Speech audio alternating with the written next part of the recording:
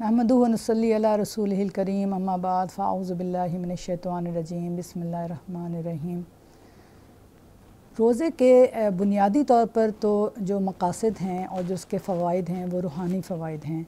लेकिन हमें इससे ज़िम्नन और बहुत से फ़वाइद जो हैं वो हासिल होते हैं। उनमें से एक अहम जो फ़ायदा है या एक अहम पहलू अगर हम देखें तो वो इंसानी जिस्म पर, इंसानी सेहत पर रोज़े के असरात से मुताल्लिक़ है। जब हम सेहत की बात करते हैं तो ये बात अहम है कि सेहत महज बीमारियों से बचाव या बीमारी का ना होने का नाम नहीं है, बल्कि जैसे इदारा आलमी सेहत है WHO के तहत भी उनके कॉन्स्टिट्यूशन में भी सेहत की ये तारीफ़ है कि एक इंसान के जिस्मानी, ज़हनी और समाजी तौर पर एक मुतवाज़न हालत में होने का नाम सेहत है। चुनांचे हम देखते हैं कि रोज़ा जो है इन तमाम पहलुओं से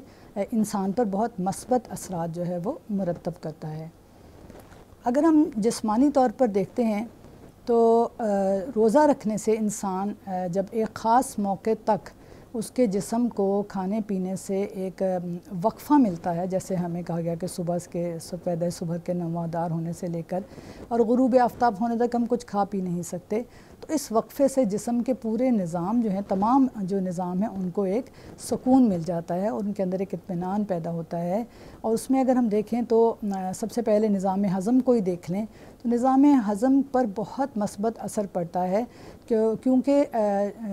हम जब भी जो कुछ खाते हैं तो उसके साथ हमारा पूरा निज़ाम जो है वो मुतहरिक हो जाता है। यानी ये बात बहुत अहमियत की हामिल है कि जैसे ही थोड़ी सी भी कोई चीज़ हम अगर अपने पेट में डालते हैं तो फ़ौरन ही पूरा निज़ाम, गदूद, एंजाइम सब मुतहरिक हो जाते हैं और उन्हें अपना काम जो है वो करना पड़ता है।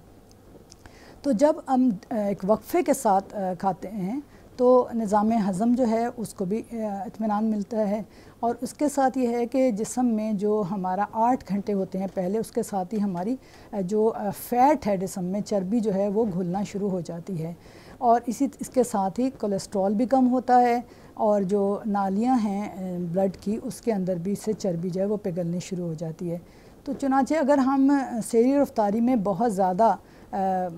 खाने ना खाएं और यानी कि चिकनाई वाले खाने ना खाएं तो हम इससे वज़न भी कम कर सकते हैं और अंदरूनी, जिस तरह मैंने बताया, उसका फ़ायदा हो सकता है। इसी तरह हमारा जिगर हो गया, उसको उसके काम के लिहाज से इंसुलिन का बनना, लबलबे की कारकर्दगी, ये सब जो हैं वो इन पर मस्बत असरात पैदा होते हैं।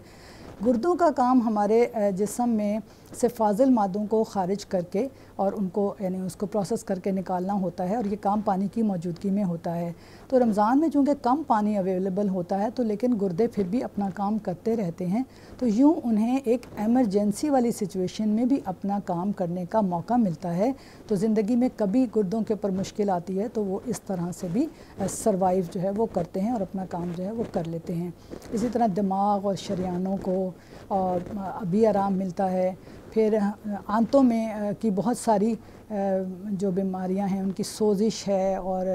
अल्सर्स हैं हमारे, और इसके साथ फुजलात का आंतों में जमा रहना, इन सब से भी निजात मिलती है। फिर मुंह, हलक और दांत जो हैं वो भी साफ़ रहते हैं। तो ये वो चीज़ें हो गई कि जो एकदम डायरेक्ट हमारे अंदरूनी निज़ाम से जो है वो मुंसलिक हैं कि इनके क्या फ़ायदेमंद असरात जो है मुरतब होते हैं। इसके बाद हम ये देखते हैं कि हमारे अंदर एक मुस्तैदी पैदा होती है। रमज़ान में हम एक्टिव हो जाते हैं, हम उस टाइम उठते हैं जब हम नहीं उठते, हम तहज्जुद की नमाज़ भी पढ़ते हैं, अगर आम तौर पे नहीं भी पढ़ते, सहरी बनाते हैं या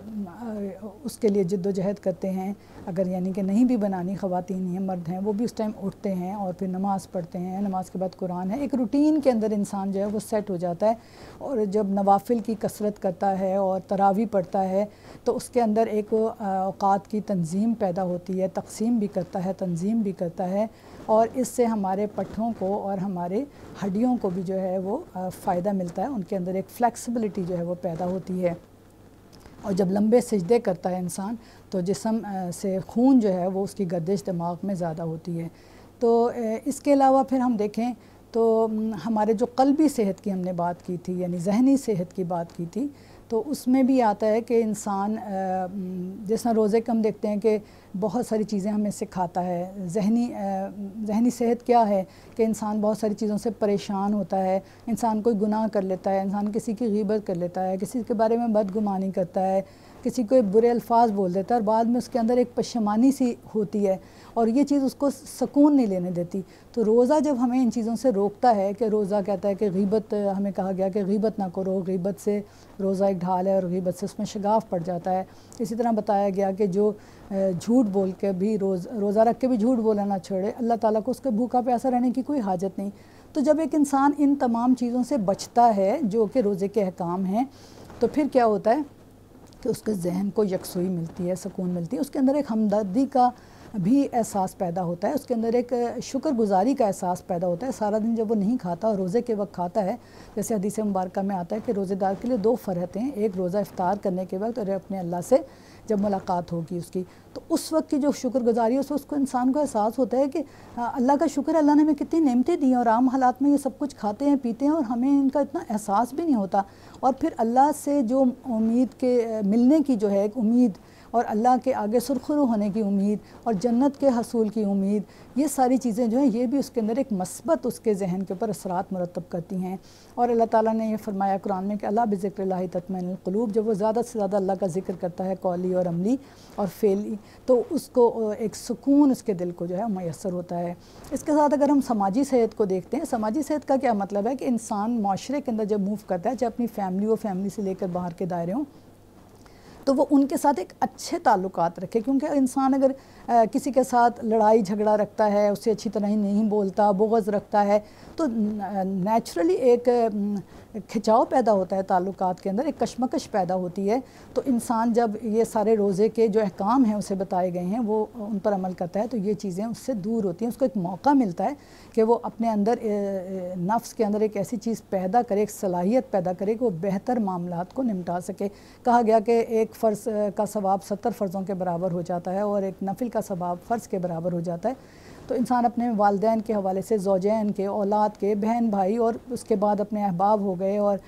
माशरे के महरूम तबकात हो गए, जॉब प्लेस पे कोलीग्स हो गए, उन सब के साथ जब उनके हकूक़ एहसन तौर पे अदा करते हैं तो उसके दिल को बड़ी सेटिस्फेक्शन होती है और इससे समाजी ताल्लुकात जो हैं वो मज़बूत होते हैं। और फिर एक बहुत बड़ा ये कि समाज में हमारे बहुत से गरीब लोग हैं। हमारे मुल्क में तो 40% से ज़्यादा लोग ऐसे हैं कि जो ख़त गुर्बत से नीचे ज़िंदगी गुजार रहे हैं। तो वो जब हमारे कांटेक्ट में आते हैं, चूँकि हमें ये बताया गया है रोज़ों में कि जब हम एक किसी रोज़ेदार का रोज़ा इफ्तार कराते हैं, एक खजूर से हो, तो हमें भी एक रोज़े का सवाब मिलता है। तो हम देखते हैं कि हम सब इस दौड़ में होते हैं कि हम किसी के रोज़े इफ्तार कराएं, किसी को राशन दें, कहीं इफ्तारियाँ कराएं, जगह जगह लंबे लंबे दस्तरखान लोग लगाते हैं, घरों पे, घरों से बाहर। तो ये एक समाजी राब्ता होता है, समाजी तौर पे इसको मवासात का जैसे महीना कहा गया। तो हम इसके अंदर एक मस्बत हमारे ताल्लुकात माशरे के अंदर महरूम तबकात से पैदा होते हैं।